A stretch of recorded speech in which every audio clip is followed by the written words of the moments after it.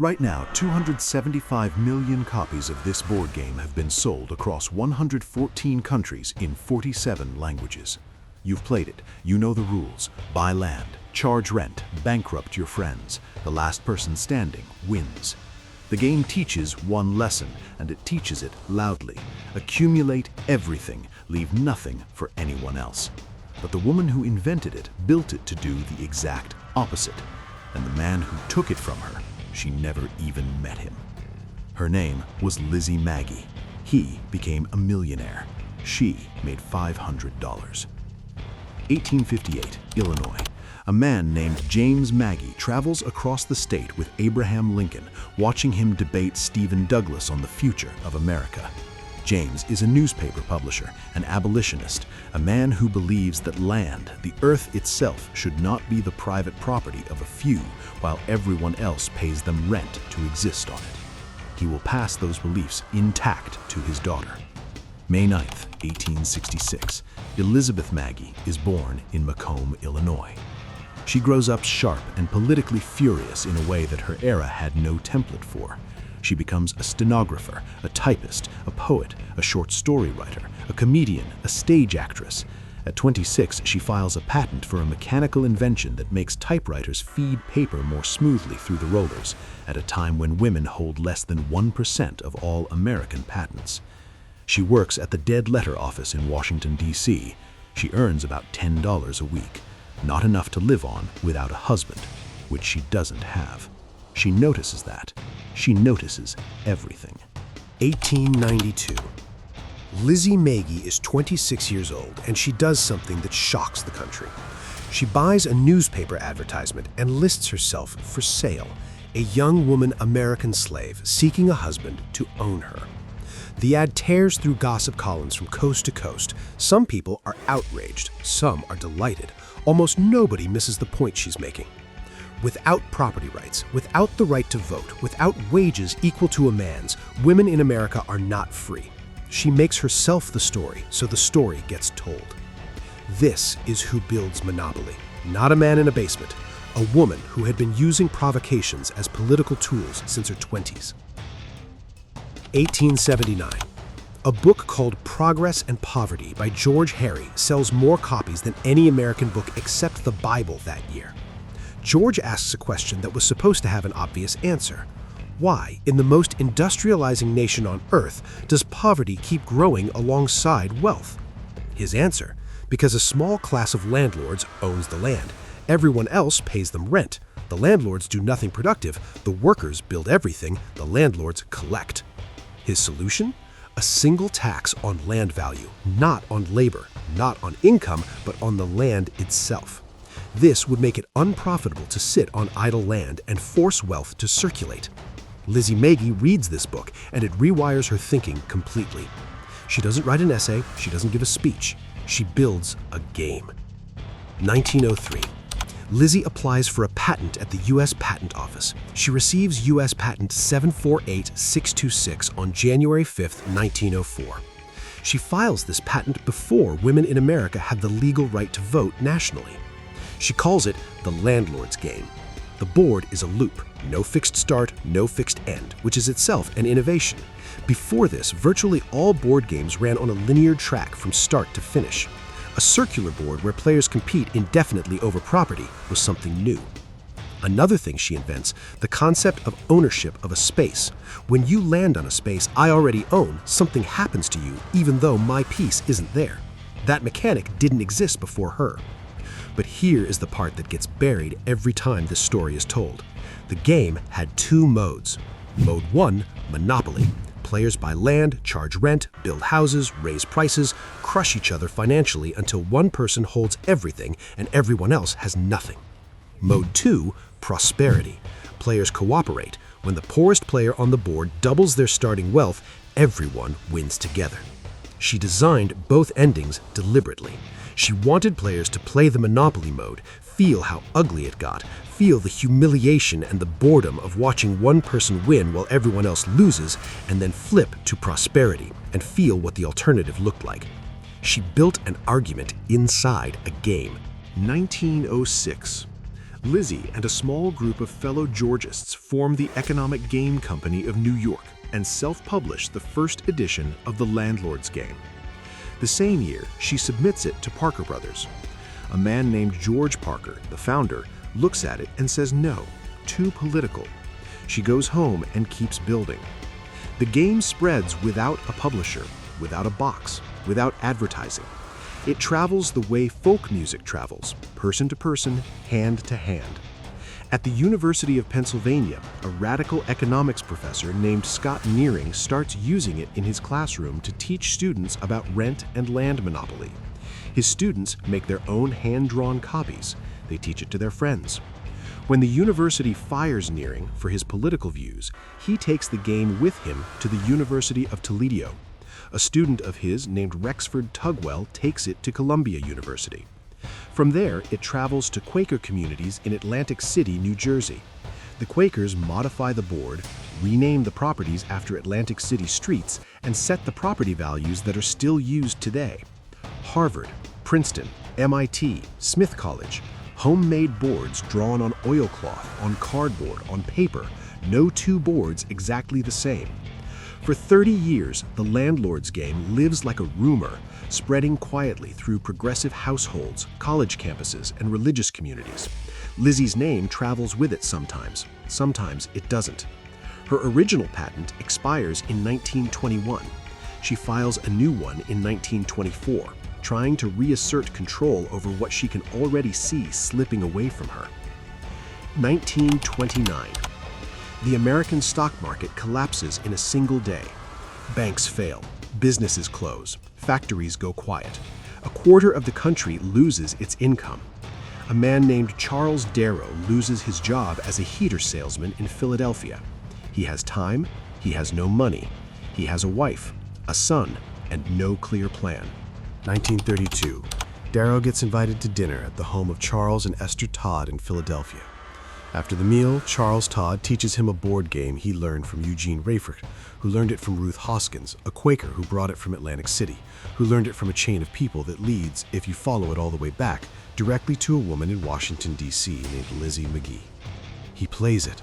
He loves it. He asks the Todds to write down the rules for him. They do. He takes the game home. Then he does something the Todds didn't expect. He makes his own version. He draws the board himself with drafting pens on rounds of oilcloth. His wife fills in the colors. His son helps cut the cards. He keeps Charles Todd's misspelling of Marvin Gardens. He keeps the renamed Short Line Railroad. Both mistakes preserved because he copied from someone who copied from someone who copied from Lizzie. 1933. Darrow files a copyright on the game. His name, nobody else's. He calls it Monopoly. One mode only, the prosperity ending, the cooperative mode, the whole philosophical point of the original game, is gone, removed. Not modified, gone. What Lizzie built as a warning becomes a product. What she designed to make greed feel ugly becomes a game where greed is the only rational strategy. The lesson didn't just get lost, the lesson got inverted. 1934. Darrow walks into Milton Bradley and tells him he invented a board game. They reject it, May 31st, 1934, letter on file. He walks into Parker Brothers, the same company that rejected Lizzie's game 24 years earlier. They reject it too. Too complicated, too technical, takes too long to play. Rejection letter dated October 19th, 1934. So Darrow goes around them. He starts selling sets himself to a department store in Philadelphia, then to FAO Schwartz in New York City. The game sells fast, word spreads.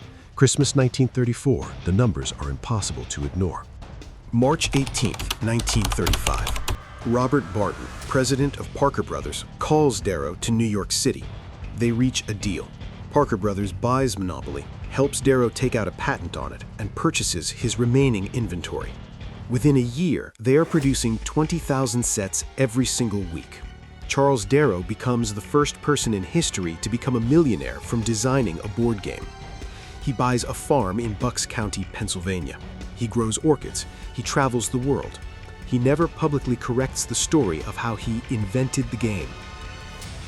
Here is the moment where this story turns from unfair into something almost calculated. By April 1935, just weeks after buying Monopoly from Darrow, Parker Brothers discovers that Darrow was not the inventor. They find out about the history. The Quakers, the Atlantic City Board, the chain of people, the patents, Lizzie Magie. What did they do? They asked Darrow to sign an affidavit reaffirming that he invented the game, to legally reinforce a claim they now know is false. He signs it. Then they go looking for Lizzie. 1935, Washington, D.C. Robert Barton finds her. Lizzie Magie is 69 years old. She has spent 3 decades watching her game move across the country without her name on it. Parker Brothers makes her an offer, not because they feel guilt, not to give her credit. The offer is a legal strategy. Buy the patents that could threaten their ownership of monopoly, neutralize the risk. They buy her 1924 patent. The price? $500. No royalties, no percentage of sales, no name on the box, no name in the instructions. Parker Brothers promises to publish 2 more of her games. That is the full extent of the deal. By the time they make this offer, Monopoly is already producing 20,000 sets a week. She makes $500. January 1936. A reporter from a Washington, D.C. newspaper finds Lizzie and asks her about it. She says, "There is nothing new under the sun. I invented this game all by myself." She tells the reporter that she spent more money making the game than she ever earned from it. Parker Brothers reads the interview. They agree to publish 2 more of her games. They continue to list Charles Darrow as the sole inventor of Monopoly.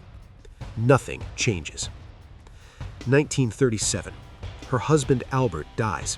She keeps working. She designs Bargain Day, a game where shoppers compete in a department store. She designs Kingsmen, an abstract strategy game. In 1939, she builds a 3rd version of the Landlord's game. She doesn't stop, she just stops being listened to. March 2, 1948. Elizabeth Magie Phillips dies at 81. She is buried with her husband in Columbia Gardens Cemetery in Arlington, Virginia. No children, no obituary that credits her with Monopoly, no acknowledgement from Parker Brothers.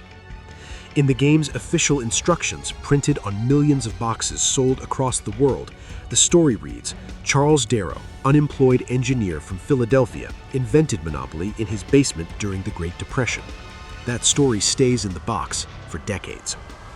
1973. An economics professor named Ralph Anspach creates a board game called Anti-Monopoly, designed to illustrate trust busting in competition. Parker Brothers sues him. To defend himself, Anspach does what nobody had done systematically before. He goes into libraries, patent records, court filings, university archives. He wants to prove that Monopoly was never exclusively Parker Brothers' invention. What he finds dismantles the official story completely. The paper trail runs through the Quakers in Atlantic City, through Columbia and the University of Pennsylvania, through Scott Nearing's economics classroom, and to a 1904 patent filed by a woman named Lizzie Magie 30 years before Charles Darrow ever sat at the Todd's dinner table. The Ninth Circuit Court of Appeals rules Darrow did not invent Monopoly. He learned it from others. The legal battle lasts over a decade.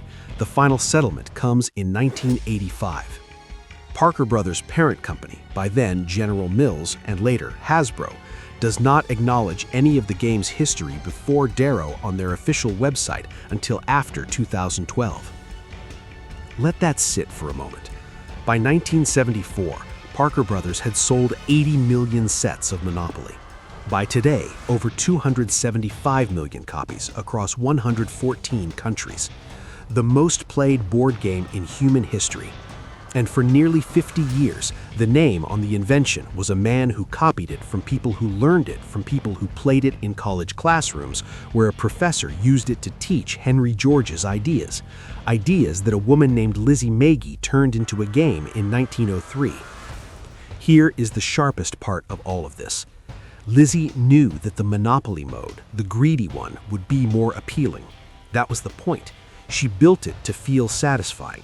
She built the rush of acquisition, the pleasure of owning everything, the thrill of watching an opponent go bankrupt because she wanted players to experience that feeling and then interrogate it. She built a trap with a lesson inside. Darrow took the trap and removed the lesson. and Parker Brothers sold the trap to the world. The game designed to warn you about the dangers of monopoly became itself a monopoly, one company's total ownership of an idea that started with a woman they paid $500. Lizzie Magie was born in 1866 in Illinois, daughter of a man who debated slavery with Lincoln. She filed patents before women could vote. She wrote poetry, performed on stage, designed games, reported the news, and spent her life using every tool available to make people think harder about who owns the land under their feet and who profits when everyone else pays rent. She built the most played board game on Earth. She made $500. He made millions. And the game she invented to show people why monopolies are dangerous became the most profitable monopoly in the history of games. If she were watching, she might say she proved her point after all.